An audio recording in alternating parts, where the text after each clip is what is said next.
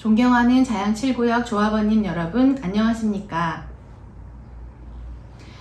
자양 7구역 조합장 이지원입니다. 지난 4월 2일 총회 이후 약 3개월 정도의 시간이 지났습니다.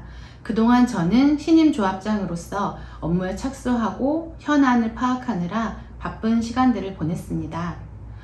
조합원님들께서 저를 조합장으로 선택하신 뜻은 오직 조합원의 이익, 올바르고 빠른 재건축에 대한 염원이시라는 것을 저는 잘 알고 있습니다.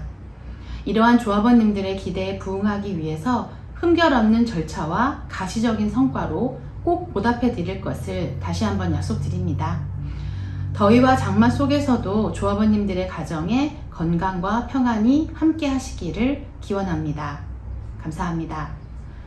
그럼 지금부터 자양 7구역 2022년 2분기 소식지에 대한 브리핑을 올려드리도록 하겠습니다. 그 첫 번째 내용은 신임 조합장 선출에 대한 안내입니다. 앞서 말씀드린 대로 2022년 4월 2일 정기총회에서 조합장 선거를 진행해서 기호 2번 이지원 후보자가 선출된 바 있습니다. 두 번째는 조합 설립 변경인가 완료된 부분에 대한 것입니다. 우리 조합은 정기총회에서 조합장 선출 및 정관 사항들을 일부 변경하는 안건을 의결해서 통과되었습니다. 그래서 이 결과로 조합 설립 변경 인가를 5월 4일에 득하고 사업자 등록 변경과 법인 등기 신고까지 완료되었음을 조합원님들께 알려드립니다. 자세한 내용은 별첨해 드린 조합 설립 인가서를 봐주시면 좋겠습니다. 그 다음으로는 정기총회에서 우리 사업의 정비사업 전문관리업자로 화성 C&D 주식회사를 선정한 부분입니다. 선정 작업 이후에 업체와 수차례 계약에 대한 협의를 해서 2022년 5월 2일 대의원회에 계약서를 올려드리고 계약을 체결한 바 있습니다. 다음은 소송 보조 참가 건입니다. 현재 우리 자양 7구역과 유관해서 두 가지 소송이 걸려있는 상황입니다. 하나는 서울시를 상대로 정비구역 지정 무효 확인 청구의 소이고, 두 번째는 광진구청을 상대로 조합 설립 인가 처분 취소 청구의 소입니다. 두 가지 각각 서울시와 광진구청을 상대로 한 소송입니다. 이 소송에 대해서 가장 중요한 이해 당사자는 자양 7구역이기에 저희는 이 소송의 소송 보조 참가자로 지금 참여한 상태에 있습니다. 그리고 각각 7월 15일, 7월 21일에 저희의 기한이 잡혀 있습니다. 두 가지 소송 모두 우리 조합의 존립에 대한 중요한 부분을 다루고 있어서 이번에 꼭 저희가 사실관계를 밝히고 근거를 명확히 하여서 앞으로의 사업에도 지장이 없도록 꼭 승소하여 좋은 소식을 전해드리도록 노력하겠습니다. 다음은 2022년 서울시 정비사업 융자금 신청 반려 및 긴축 운영에 대한 부분입니다. 올 3월에 저희 서울시에서는 정비사업 구역에 대해서 융자금을 신청하는 그런 공문이 떴습니다. 이에 따라서 저희도 융자금을 신청하였으나 저희 구역 같은 경우는 조합의 존립과 관계된 소송에 연결되어 있는 바로 융자금 신청이 반려된 그런 부분이 있습니다. 그래서 올해 상반기에는 융자금을 받지 못하게 되었고요. 이러한 결과로 지금 조합은 운영에 있어서 상당 부분 긴축 운영을 해야 되는 상황입니다. 그래서 저희가 계획하고 있는 바로는 사무장 및 상근 임원에 대해서 저희가 선정하는 것을 무기한 보류하고요. 그리고 모든 조합의 운영비에 대해서 긴축 운영할 것을 계획하고 있습니다. 이러한 저희가 융자를 받지 못한 부분이 사업의 지체라든지 사업에 지장을 주는 부분과는 별개로 저희가 사업 추진을 이루어낼 수 있도록 그 부분을 만전을 기해서 진행하도록 하겠습니다. 다음은 사무실 이전 취소 및 현 사무실을 재계약하는 내용입니다. 우리 조합은 지금 뚝섬로 608 2층에 있는 사무실을 10년 넘게 이용을 하고 있는데요.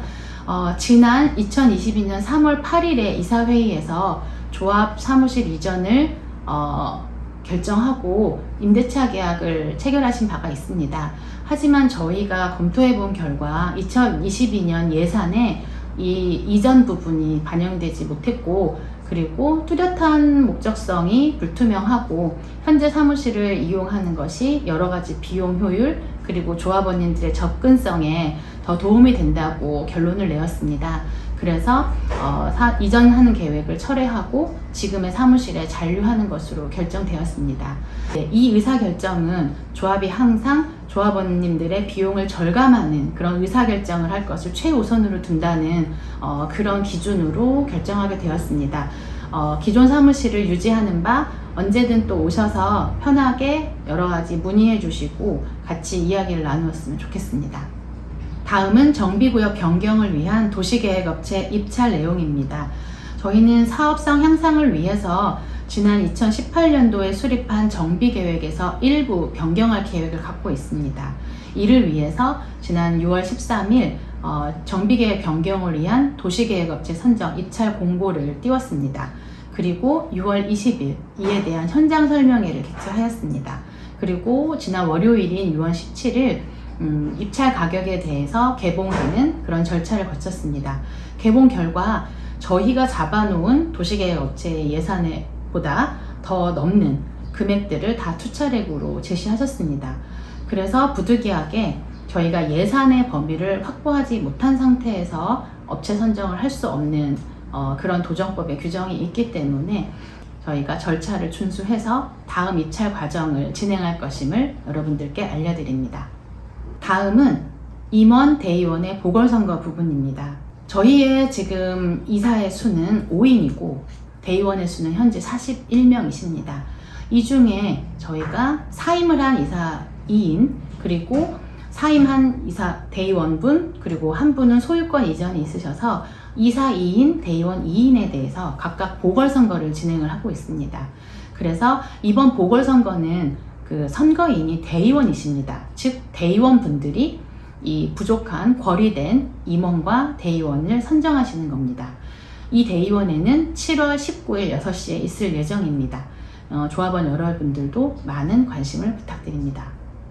다음은 2021년도 결산 보고 및 감사 요청 사항입니다.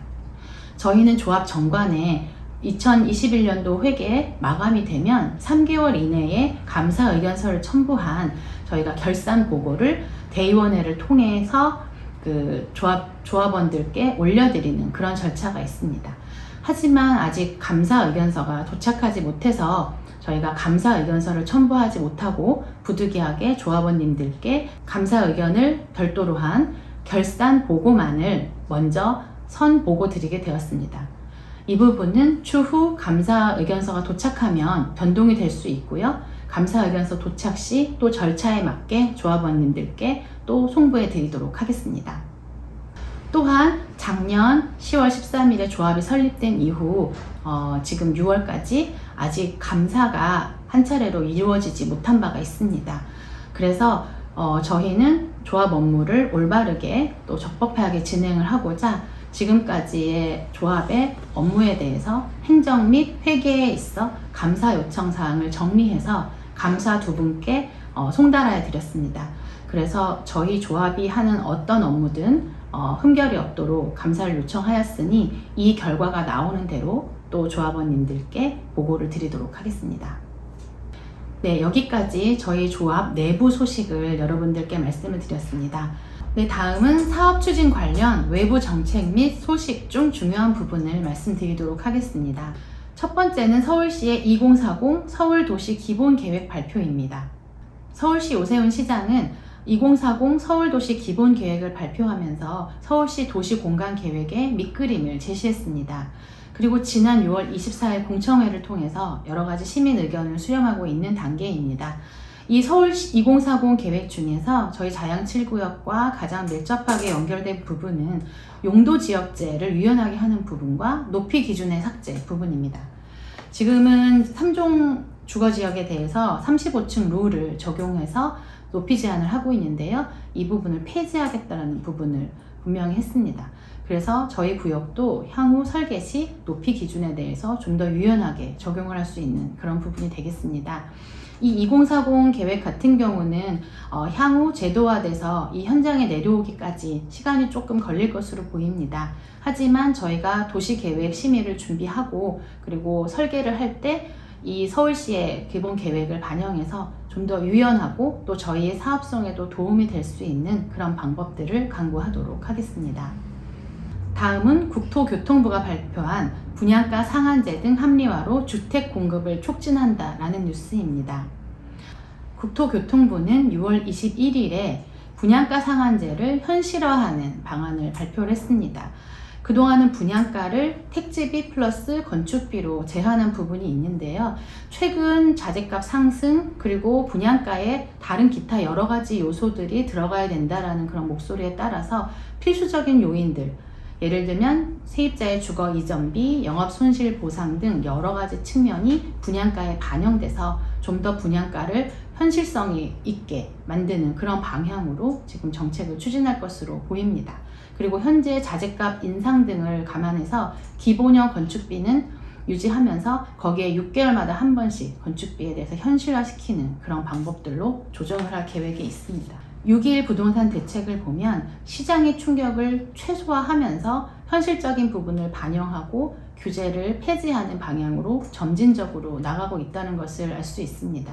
저희 자양 7구역도 이런 제도 변화를 저희가 민감하게 수용하고 저희의 사업의 시점이라든가 절차에 맞춰서 이런 흐름을 이어갈 수 있도록 지속적으로 모니터링 하겠습니다.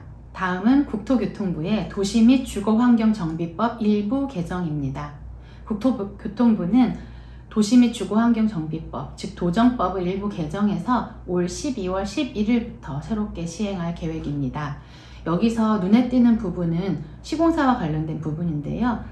이번 도정법 개정에서는 건설사가 시공과 관련 없는 부분, 예를 들어 재건축 초과이익 환수금의 일부 부담이라든지 아니면 주거 이전비를 부담해 주겠다라든지 이런 약속이나 제안을 하지 못하는 것을 골자로 하고 있습니다.